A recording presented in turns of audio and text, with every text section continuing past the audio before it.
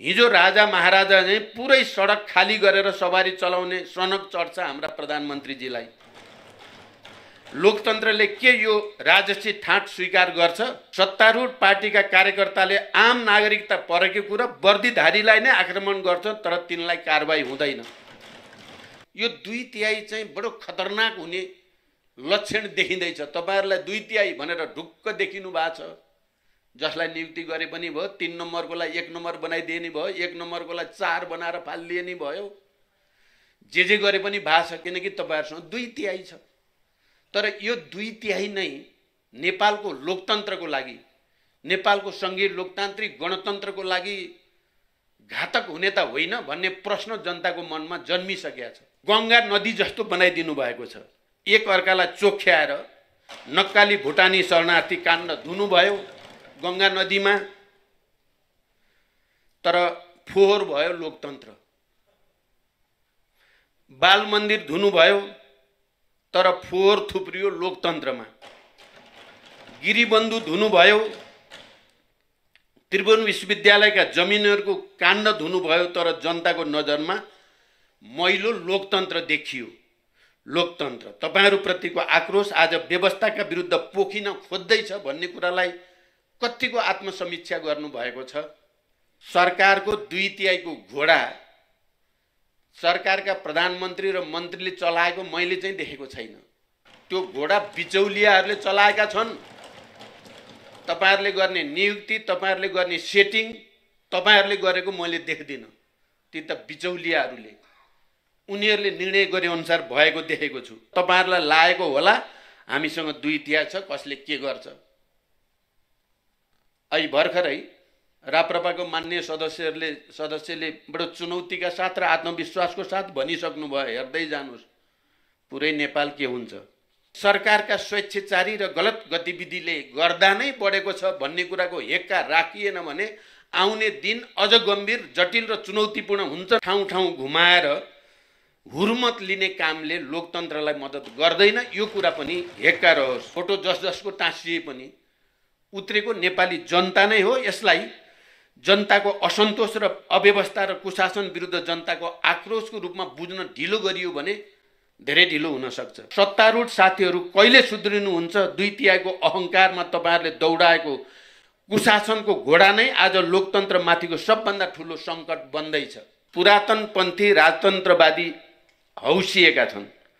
वर्षौंसम्म बन्द कोठामा समेत राजतन्त्र पुनर्स्थापनाको सपना देख्न डराएकाहरू आज सडकमै ओर्लिएका छन् र सडकबाटै राजतन्त्र पुनर्स्थापनाको चुनौती दिन थालेका छन्। राजावादीहरूको यो चहल पहलका पछाडि संगठित प्रयास छ भन्ने कुरा हामीलाई थाहा छ। यसमा देशभित्र र बाहिरका चलखेल पनि मिसिएका छन्। पूर्व शाही परिवारमाथि हिंसाको कुरा त परेको कुरा हो। निर्वासन समेत नतोकी पूर्व राजालाई तत्कालका लागि सुरक्षित बस्ने ठाउँ समेत दिएर नेपालमा गणतन्त्रको इतिहास लेखिएको हो। कसैको तस्बिर छापिएकै टी-सर्ट लगाएकै कारण त सरकारले नागरिकलाई नियन्त्रणमा लिइरहेको छ। लोकतन्त्रमा सरकारले राख्छ त्यस्तो हक? गणतन्त्र माग्दा टाउकाको मोल तोकिएको थियो राजतन्त्र अन्तर्गत। अहिले राजावादी साथीहरू सम्मानित संसदमै हुनुहुन्छ। लोकतन्त्र र राजतन्त्रको तुलना हुनै सक्दैन भन्ने कुराको यो भन्दा राम्रो उदाहरण अरु केही हुन सक्छ र? व्यापारीहरूसँग बक्यौता उठाउन खोज्यो, जथाव्यापी लाइसेन्स बेच्न दिएन भनेर विद्युत प्राधिकरणका कार्यकारी निर्देशक सरकारको कोप भाजनमा पर्नु भएको छ। प्रतिगमनकारीहरू नारायण हिटीको गेटैमा आइपुग्दा पनि सरकारको कार्यशैली यस्तो भएपछि लोकतन्त्र जोखिममा पर्दैन त? मेरो नेतृत्वको सरकार किन हट्यो भन्ने कुराको व्याख्या मैले पहिले नै गरिसकेको छु। सत्ताको ड्राइभिङ सिटमै बिचौलिया छन्। बिचौलियाको आँट र शक्तिले आज इमानदार व्यवसायलाई विचलित बनाएको छ। भोलि तपाईहरु आफै विचलित हुनुहुनेछ। प्रमुख प्रतिपक्ष दलको नेता रोस्टममा उभिँदा प्रधानमन्त्रीको अनुपस्थिति निरन्तर र कायम रहनु घमण्ड हो कि संस्कारहीनता हो कि कुण्ठा हो? त्यसको जवाफ पनि आफै खोज्नु होला। अर्को प्रतिपक्ष नेतालाई अनुचित ढंगले निलम्बन गरिएको छ र त्यसले लोकतन्त्रप्रतिको जनआस्थामा पारेको प्रभाव आफै मूल्याङ्कन गर्नुहोस्। हिरासतमा नभएको नेतालाई सदनमा आउन दिने प्रचलन हामीले पहिला स्थापित गरिसकेका छौँ। सदनभित्रै बहस गराउँदा मात्रै लोकतन्त्र सुदृढ गर्न मद्दत गर्छ। ठाउँ ठाउँ घुमाएर हुर्मत लिने कामले लोकतन्त्रलाई मद्दत गर्दैन। यो कुरा पनि हेक्का रहोस्।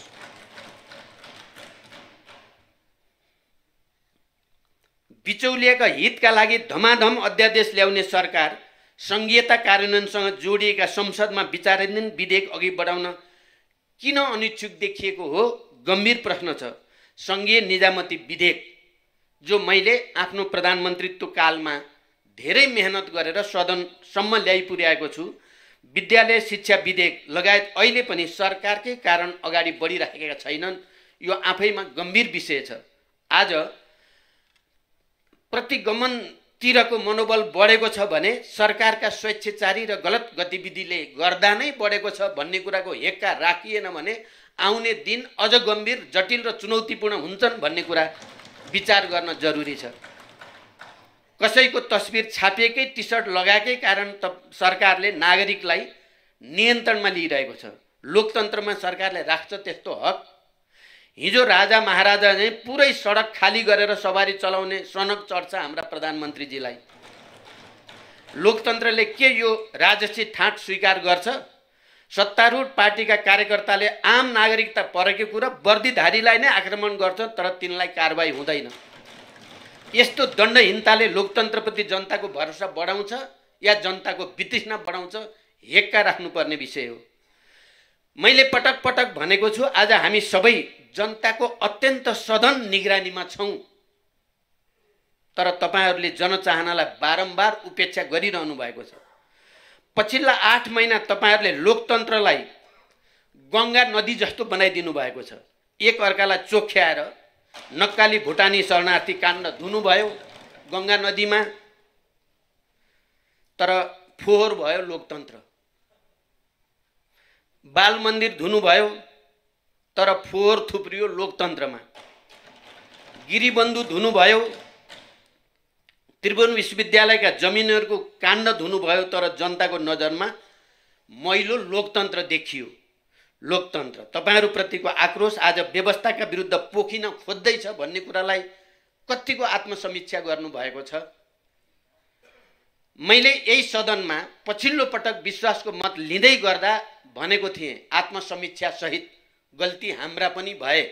हामी सबैले आफ्नो आत्मसमीक्षा गरेर जनता प्रति जवाबदेही हुने प्रक्रियाको सुरुवात गरेनौँ भने आउने दिन झन् जटिल हुन्छन् भनेर भनेको थिएँ। अहिले सरकार र सरकारी संयन्त्रमा बसेका साथीहरूले बडो घमण्ड गरेको सुनिन्छ। सरकार यो गर्दैछ, सरकार त्यो गर्दैछ, तर 2/3 घोडा कसले दौडाएको छ? मैले त्यति बेला पनि भनेको थिएँ, अहिले पनि जोड दिएर भन्ने चाहन्छु। सरकारको 2/3 घोडा सरकारका प्रधानमन्त्री र मन्त्रीले चलाएको मैले चाहिँ देखेको छैन। त्यो घोडा बिचौलियाहरूले चलाएका छन्। तपाईहरूले गर्ने नियुक्ति, तपाईहरूले गर्ने सेटिङ तपाईहरूले गरेको मैले देख्दिनँ। ती त बिचौलियाहरूले, उनीहरूले निर्णय गरे अनुसार भएको देखेको छु। म चुनौतीका साथ भन्न चाहन्छु, पछिल्ला 8 महिनामा एउटै नीति, एउटै निर्णय र एउटै नियुक्ति मलाई भनिदिनुहोस् जसका पछाडि बिचौलिया छैन। जम्मा एउटा उदाहरण दिए पनि हुन्छ। तपाईहरुका संयन्त्र, समिति, बैठक यी सबै नाटक जस्ता मात्र देखिएका छन्। सत्ताको ड्राइभिङ सिटमै आज बिचौलिया छ। मेरो नेतृत्वको सरकार किन हट्यो भन्ने कुराको व्याख्या मैले पहिले नै गरिसकेको छु।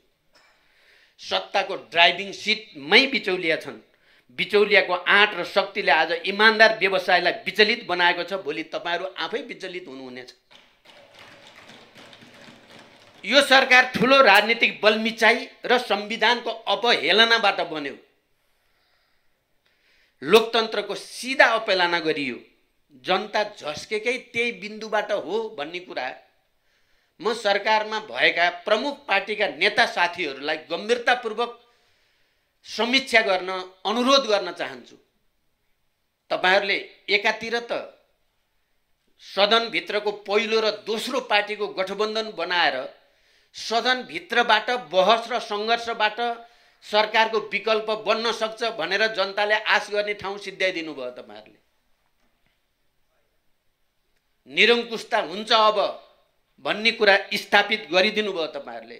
पहिलो कुरा त यस्तो सामान्यतः लोकतन्त्रमा हुँदैन भन्ने कुरा तपाईहरुले थाहा नपाएको होइन, थाहा पाई तपाईहरुले गर्नुभयो।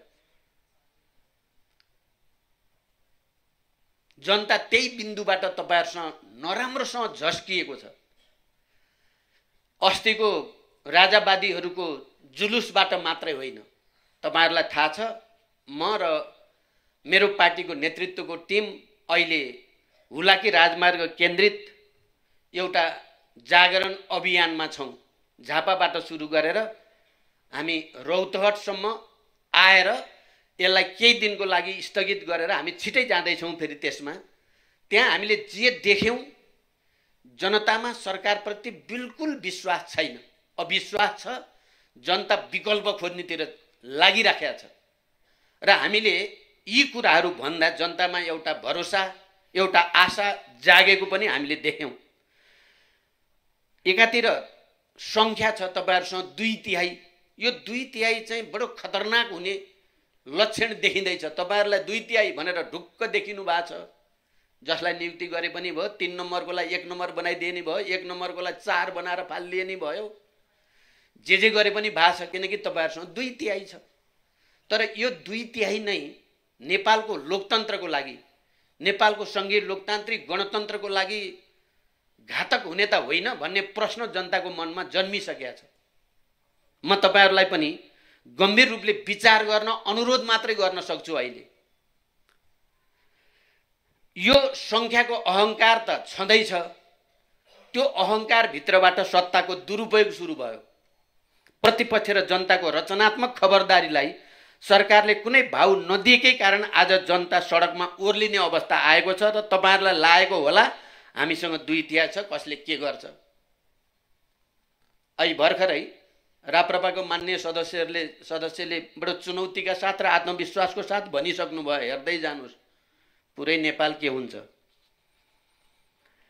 यसबीचमा तपाईहरुले पटक पटक लोकतन्त्रको लक्ष्मण रेखा नाग्ने गर्नु भएको छ। पहिलो त यो जन्म नै लोकतन्त्र विरुद्ध भयो, संविधान विरुद्ध भयो भन्ने मेरो गम्भीर भनाइ छ। तपाईहरुले यसलाई चाहिँ सरकार छोड्नु परेको होला, असन्तुष्टि होला भनेर बडो सहज व्याख्या गर्नु भएको छ।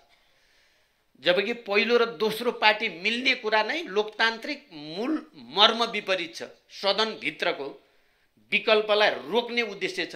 दोस्रो कुरा, मैले विश्वासको मत लिन अगाडि बढिसकेपछि संविधान त सरकार सबभन्दा ठुलो पार्टीको नेतृत्वमा बन्नै पर्थ्यो। तपाईहरुले त्यहाँ बलमिचाइ गर्नुभयो, जबरजस्ती गर्नुभयो। संविधानमा ब्ल्याक एन्ड व्हाइटमा लेखिएको प्रावधानलाई मिचेर भए पनि सरकार चाहिँ बनाइ छाड्ने गर्नुभयो। त्यही बिन्दुबाट तपाईहरुले लोकतन्त्रमाथि नराम्रोसँग प्रहार गरेको जनताले महसुस गरेको छ। मैले यही रोस्टमबाट भनेको थिएँ, सरकार स्वार्थ समूहको भरिया भएर उभिँदा जनतामा निराशा र आक्रोशको आगो ज्यामितीय रूपमा बढेको छ र त्यो आगो लोकतन्त्रकै विरुद्ध प्रयोग हुने हो कि भन्ने गम्भीर प्रश्न अहिले हामी सबैको मनमा छ। व्यथित र विकृति सरकारले नै बोकेको छ। व्यापारीहरूसँग बक्यौता उठाउन खोज्यो, जथाव्यापी लाइसेन्स बेच्न दिएन भनेर विद्युत प्राधिकरणका कार्यकारी निर्देशक सरकारको कोप भाजनमा पर्नु भएको छ। प्रतिगमनकारीहरू नारायण हिटीको गेटैमा आइपुग्दा पनि सरकारको कार्यशैली यस्तो भएपछि लोकतन्त्र जोखिममा पर्दैन त? म पछिल्ला प्रदर्शनहरूलाई केही पनि होइनन् भनेर उपेक्षा गर्दिन। सत्तामा रहेकाहरूलाई भन्न चाहन्छु, तपाईहरू पनि यसको निम्ति भागीदार हुनुहुन्छ। विदेशी षड्यन्त्र होलान्, विगतमा पनि हामीले देख्ने गरेका हौं। अहिलेकै अस्तिको प्रदर्शनमा नै हामीले देख्यौं कोका फोटो टाँसिए इत्यादि इत्यादि। तर म त्यसलाई पहिलो ठान्दिन, त्यो मेन कुरा हो भन्ने मलाई लाग्दैन। मुख्य कुरा त त्यहाँ उत्रिएको त नेपाली जनता नै हो नि। फोटो जसको टाँसिए पनि उत्रेको नेपाली जनता नै हो। यसलाई जनताको असन्तोष र अव्यवस्था र कुशासन विरुद्ध जनताको आक्रोशको रूपमा बुझ्न ढिलो गरियो भने धेरै ढिलो हुन सक्छ। सरकारलाई मेरो आग्रह छ, यसलाई गिजोल्नतिर नलाग्नुहोस्, सत्ताको अनावश्यक प्रदर्शनतिर नलाग्नुहोस्। तपाईहरुको अनावश्यक अहंकार, दुर्वचन, उपेक्षा, घमण्ड र अविवेकको मूल्य हो त्यो। त्यसको थप मूल्य तिर्न यो देश तयार छैन। आजको लोकतन्त्र 7 राजनीतिक दल र माओवादी बीच सहकार्यको परिणाम हो। संविधानको अभिन्न अंग बनेको शान्ति सम्झौताको एउटा हस्ताक्षरकर्ताको नाताले म भन्न चाहन्छु, यो संविधानले नै त्यसलाई अभिन्न अंग मानेको छ। त्यसको एउटा हस्ताक्षरकर्ता गिरिजाप्रसाद कोइरालाले जीवनका अन्तिम क्षणमा हस्पिटलमा मेरो हात समातेर संविधान र लोकतन्त्र तपाईको जिम्मा भनेको सुन्ने साथीहरू यही संसदमा हुनुहुन्छ। उहाँलाई दिएको वचनलाई साक्षी राखेर म यो संसदलाई विश्वास दिलाउन चाहन्छु, प्रतिगमन सफल हुन दिइने छैन। जुनसुकै राजनीतिक दल समर्थक भए पनि गणतन्त्र प्राप्तिको संघर्ष र क्रान्तिका सबै महान शहीदहरूको सपनाको जिम्मा लिन म तयार छु। 12 बुँदे समझदारीदेखि शान्ति सम्झौता तपाईहरुले अलिकति आत्मसमीक्षा गरिदिनु भयो र संसद भित्रै विकल्प हुन सक्छ भन्ने मान्यतातिर अगाडि बढिदिनु भयो भने त्यो धेरै ठूलो कुरा हुनेछ। यदि त्यसो हुन सकेन भने पनि विस्तृत शान्ति सम्झौता, संविधान सभा, संघीय लोकतान्त्रिक गणतन्त्र, जनयुद्ध र जनआन्दोलनका ती हजारौं शहीदहरूको सपना बोकेर हिँड्न हाम्रो पार्टी र म तयार छु। म यो विश्वासको साथ तपाईहरुलाई राख्न चाहन्छु। तपाईहरु जतिसुकै विचलित भए पनि मलाई विश्वास छ नेपाली कांग्रेस भित्र पनि नेकपा एमाले भित्र पनि इमानदार, देशभक्त र लोकतन्त्रवादीहरू प्रतिगमनको पक्षमा कोही पनि हुने छैनन्। देशभरिका लोकतान्त्रिक शक्तिहरूको साथ दिएर हामी प्रतिगमन त रोक्नेछौँ, तर सत्तारूढ साथीहरू कहिले सुध्रिनुहुन्छ? 2/3 अहंकारमा तपाईहरुले दौडाएको कुशासनको घोडा नै आज लोकतन्त्रमाथिको सबभन्दा ठूलो संकट बन्दैछ। यो संकटको सामना गर्न सबभन्दा पहिला ठूलो जिम्मेवारी सत्तारूढ दलहरूकै हुन आएको छ। तपाईहरुसँग 2/3 छ यहाँ भित्र। यो 2/3 अहंकारले लाखौं जनतालाई सडकमा पुर्याउँदैछ। यसको आत्मसमीक्षा गर्नु होला। तपाईहरुले आत्मसमीक्षा गरेर लोकतन्त्र सुदृढ गर्नेतिर तपाईहरुका कदम अगाडि बढेमा हाम्रो साथ हुनेछ। इतिहासका विभिन्न कालखण्डका ती गौरवपूर्ण बलिदानलाई आज हामी सबैले अझ विवेक र कृतज्ञताका साथ स्मरण गर्नुपर्ने भएको छ, किनकि त्यो शहादतबाट प्राप्त जनताका उपलब्धिमाथि अहिले प्रतिगमन र प्रतिक्रान्तिको तरबार चलाउने सपना देखिँदैछ। त्यसकारण हामीले विशेष रूपले स्मरण गर्न जरुरी छ। जनताको बलिदानपूर्ण लामो संघर्षबाट प्राप्त उपलब्धिलाई उल्ट्याउने कोसिस हुँदैछ। म आज विशेष समय लिएर आम नेपाली जनतालाई यो भन्न सम्मानित रोस्टममा उभिएको छु कि अब हामीले एकातिर सरकारका गलत क्रियाकलापका विरुद्ध र अर्कातिर प्रतिगामी चलखेलका विरुद्ध एकैसाथ जुझ्नुपर्ने विशिष्ट स्थिति सिर्जना भएको छ। सरकारको व्यथिति, अविवेक र असफलताले जनतामा व्यवस्थाप्रति नै मोहभङ्ग बढाउँदै लगेको छ। 8 महिना अघिसम्म देशमा त्यस्तो ठूलो असन्तोष थिएन। माइती घर मण्डला पनि लगभग खाली हुँदै थियो। तर आज मिटर ब्याज पीडितले सिडिओ अफिस भित्रै आत्महत्या गर्न खोजेका समाचार पढ्नु परेको छ। गुठी पीडित जनता 100 किलोमिटर छिचोलेर आफ्ना पीडा सुनाउन काठमाडौँ आइपुगेका छन्। लघुवित्त पीडितका समस्या अझ बल्झिएका छन्। सहकारी पीडित थप पीडित भएका छन्। देशभरका सामुदायिक विद्यालयका शिक्षक चक र डस्टर छाडेर राजधानी केन्द्रित आन्दोलनमा उत्रिएका छन्। दुग्ध उत्पादक किसान हुन् वा तरकारी उत्पादक, निर्माण व्यवसाय हुन् वा उखु किसान, दलित हुन् वा महिला, म सबैलाई आज आन्दोलनमै देखिरहेको छु। मलाई लाग्छ हामी सबैले स्थिति अलि जटिल छ भन्ने महसुस गरेकै छौँ। सरकारमा बसेका साथीहरूलाई मेरो प्रश्न छ, हरेक वर्ग र समुदायले अब आन्दोलन बाहेक अरू विकल्पै देख्न छाडेको हो? सरकारले जनतासँग संवाद गर्ने सामर्थ्य गुमाएको हो कि संवाद गर्नै नचाहेको हो? जनताको नजरमा सरकारको विश्वसनीयता र सरकारसँग संवादको औचित्य नै समाप्त भएको हो? सरकारको विश्वसनीयता सकिएकै देखेर आज पुरातनपन्थी राजतन्त्रवादी हौसिएका छन्। वर्षौंसम्म बन्द कोठामा समेत राजतन्त्र पुनर्स्थापनाको सपना देख्न डराएकाहरू आज सडकमै ओर्लिएका छन् र सडकबाटै राजतन्त्र पुनर्स्थापनाको चुनौती दिन थालेका छन्। राजावादीहरूको यो चहल पहलका पछाडि सङ्गठित प्रयास छ भन्ने कुरा हामीलाई थाहा छ। यसमा देशभित्र र बाहिरका चलखेल पनि मिसिएका छन्। तर म के भन्न चाहन्छु भने यसखालका चलखेल आज मात्रै भएका होइनन्। नेपालमा यस्ता चलखेलहरू हिजो पनि थिए, अस्ति पनि थिए। तर अहिले चाहिँ यो अचानक वृद्धि किन भयो? प्रश्न मुख्यतः यहाँ रहेको छ। पछिल्ला 8 महिनामा सत्तामा रहेका पार्टीहरूले प्रदर्शन गरेका शासकीय शैली र त्यसबाट उत्पन्न असन्तोष नै यसको मूल कारण हो भन्ने बुझ्न अब कठिनाई छैन। सभामुख महोदय, आज म ठुलो जिम्मेवारीका साथ सँगसँगै चेतावनीका साथ पनि भन्न चाहन्छु, नेपालको शान्ति प्रक्रिया मात्र होइन, गणतन्त्रको इतिहास पनि बडो मौलिक र निकै उदार रहेको छ। संसारभरिको गणतन्त्रको इतिहासमा राजतन्त्रको रगतले लेखिएका थुप्रै उदाहरण भेटिन्छ, तर नेपाल त्यसको अपवाद बन्यो। हामी सबैलाई राम्रोसँग जानकारी छ। त्यो हाम्रो मौलिकता, हाम्रो उदारताको एउटा प्रमाण थियो। पूर्व शाही परिवारमाथि हिंसाको कुरा त परेको कुरा हो।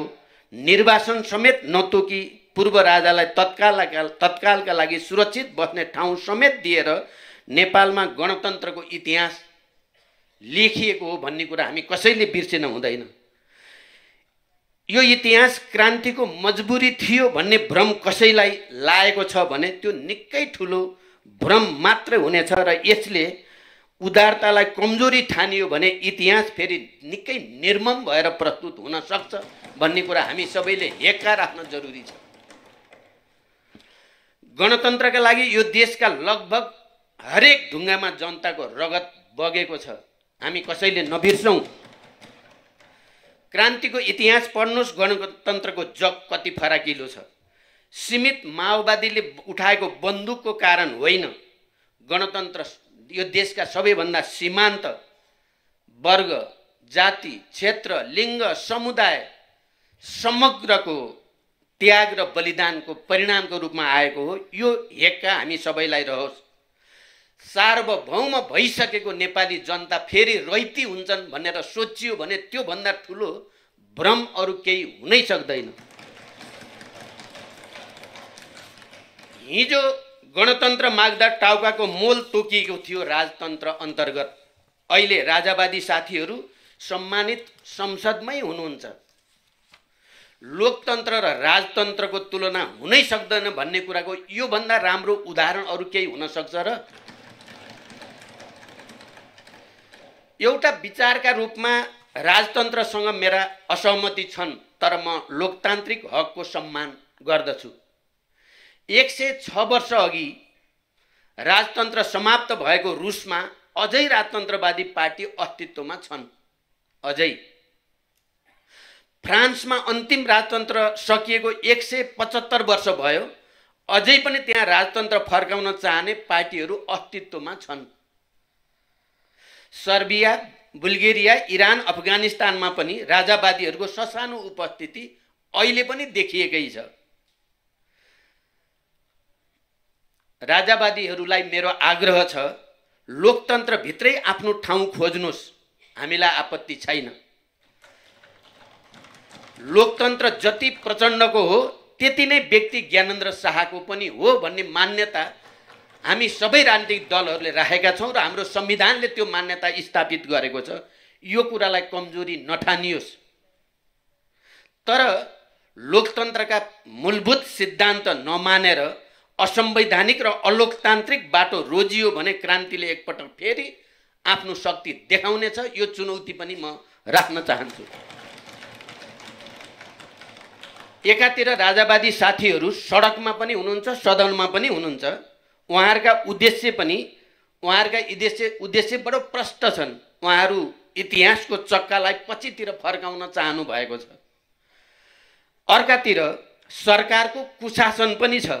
लोकतन्त्रलाई जति ठुलो चुनौती बाहिरबाट छ, सत्तासीन साथीहरूको कुशासनले व्यवस्थाभित्रैबाट लोकतन्त्रलाई त्योभन्दा बढी चुनौती दिइरहेको छ भन्ने कुरालाई पनि हामीले बिर्सिन हुँदैन।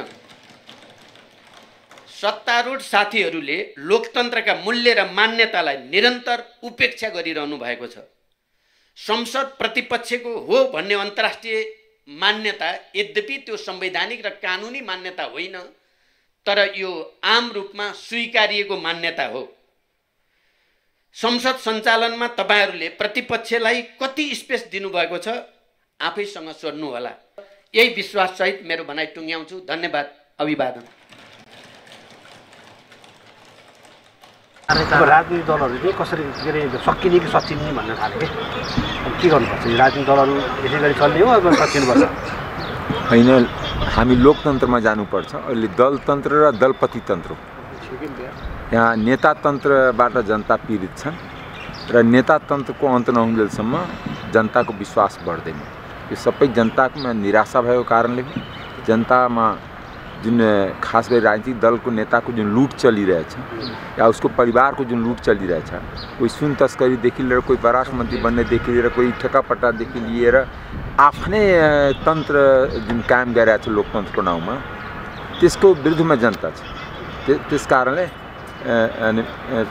मेरो बुझाइमा त्यो अहिलेको अवस्था आउनुमा राजनीतिक दल जिम्मेवार हो। राजनीतिक दल सच्नुपर्छ, नसच्यो भने यो सकिन्छ। भनौँ राजतन्त्रवादीहरू सल बनाउन थाले। के भन्न थाले भने यो राजनीतिक दलहरू अहिले गणतन्त्रवादी भन्ने दलहरू सकिने हो कि सचिने हो अब भन्न थाले। तपाईँहरू सकिने हो कि सचिने हो अब? सन्देश त त्यस्तो के भयो र? एउटा के हो भने हामीले चाहिँ धेरै लडेर बहुदलीय व्यवस्था अनि ल्याएका छौँ त्यो र लोकतन्त्र, यो दुईटा व्यवस्थाभित्र चाहिँ धेरै दलहरूले आफ्नो आफ्नो क्रियाकलापहरू गर्न पाउँछ। एउटा कुरा चाहिँ होइन, त्यो मध्येमा त्यो दिन राप्रपा नेपालको र को कार्यक्रमको रूपमा घोषणा गरिएको छ एउटा होइन, त्यो पछि दलको एउटा कार्यक्रमको रूपमा हेर्न सकिन्छ। अर्को भनेको चाहिँ विरोध गर्न पाउने, आफ्नो मागहरू राख्न पाउने भनेको चाहिँ लोकतन्त्रमा मात्रै हुन्छ। हिजो हामीले जो चाहिँ पूर्व राजाकै शासनकालमा 5 जना मान्छे पनि एकै ठाउँ भेला भएर बस्न नपाउने, मिडियाले लेख्न नपाउने, मानिसले बोल्न नपाउने भनेर आन्दोलन गर्ने मध्येको म पनि हो, तपाईँ पनि हो भनेपछि त हामीले ल्याएको व्यवस्थाले नै यो हुन दिएको हो के। त्यो भएको कारणले गर्दाखेरि हामीले ल्याएको व्यवस्थाभित्र विरोध गर्न पाउने, समर्थन गर्न पाउने अधिकार छ र बहुदलीय व्यवस्था पनि हामीले लडेर ल्याएको कारणले धेरै दलहरूले आफ्नो आफ्नो एक्टिभिटिजहरू पनि गर्न पाउँछ। त्यसैले त्यसलाई ठुलो रूपमा लिनुपर्छ भन्ने मलाई लाग्दैन। र तर तपाईँहरूले भन्नुभएको जस्तै सचिने भन्ने कुरा चाहिँ हामीले व्यवस्था राम्रो ल्यायौँ, संविधान राम्रो बनाएका छौँ, तैपनि हाम्रो कार्यशैली र हाम्रो संरचनाहरू र हाम्रो मानसिकताहरू चाहिँ पुरानै छन्। त्यसलाई चाहिँ हामीले रूपान्तरण गरेर लिएर अगाडि बढ्नुपर्छ। Thank you. हस्, धन्यवाद। थाले चौथो हिजो अस्तिको त्यो देख्नुभयो यहाँले होला। मान्छेले के भन्न थाल्यो भने गणतन्त्रवादीहरू अब सकिने हो कि सचिने हो भन्ने थाल्यो।